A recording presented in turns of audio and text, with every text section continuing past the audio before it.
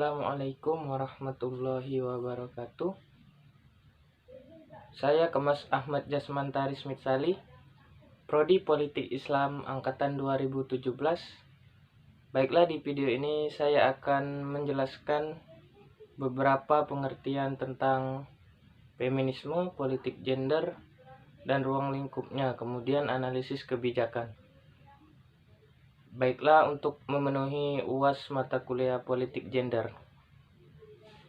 Yang pertama, feminisme dan ruang lingkupnya.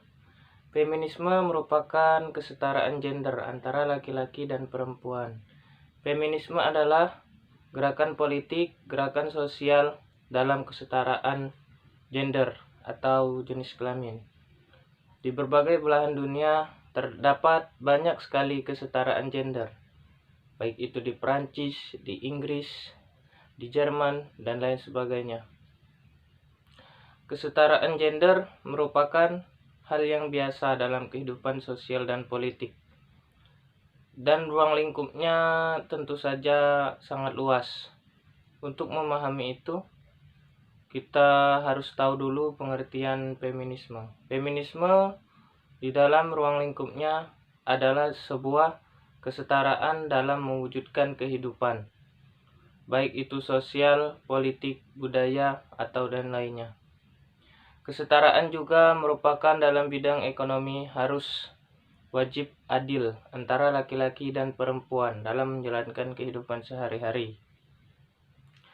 Dan kemudian feminisme juga merupakan kehidupan berpolitik dan bagaimana perempuan dalam menjalankan pemerintahan.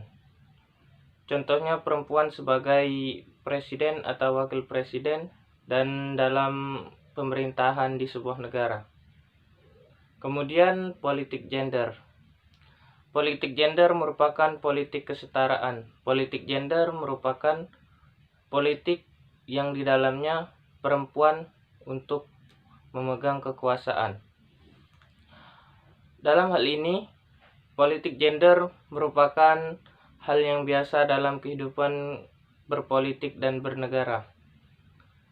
Di negara manapun ada saja yang memimpin sebuah pemerintahannya adalah perempuan. Politik gender merupakan hal yang tentu saja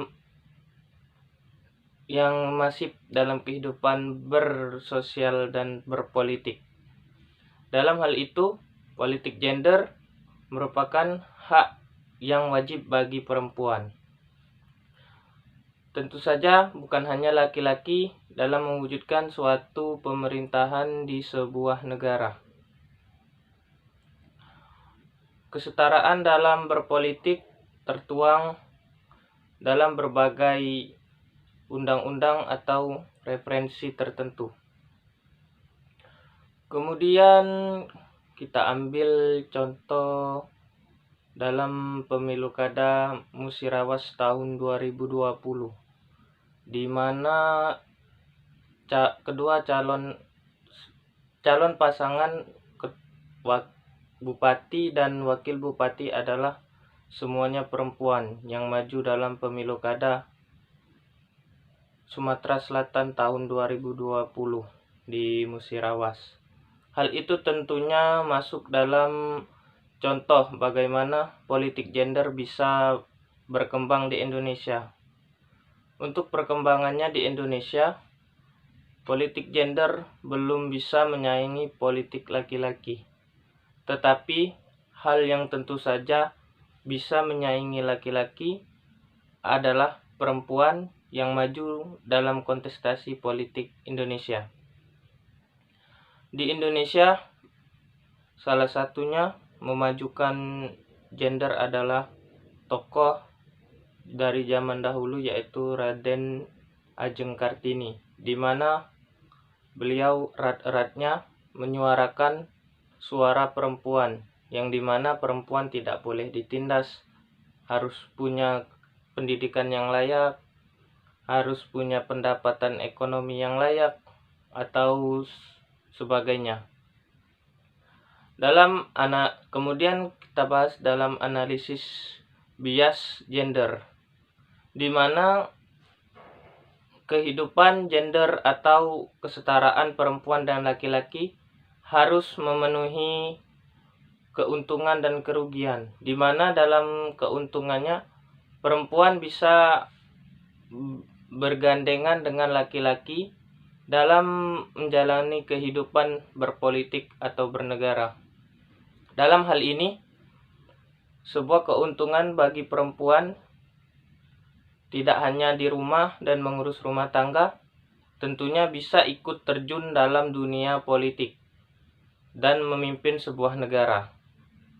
Kemudian dalam bias kerugiannya adalah di mana politik dikuasai oleh laki-laki seutuhnya, baik yang internal maupun eksternal dan sebagainya.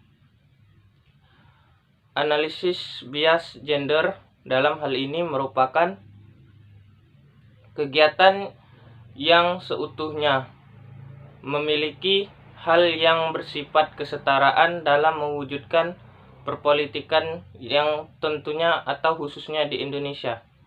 Mungkin itu saja yang bisa saya jelaskan. Mohon maaf atas segala kesalahan. Wallahul muwaffiq ila aqwamit thoriq. Wassalamualaikum warahmatullahi wabarakatuh.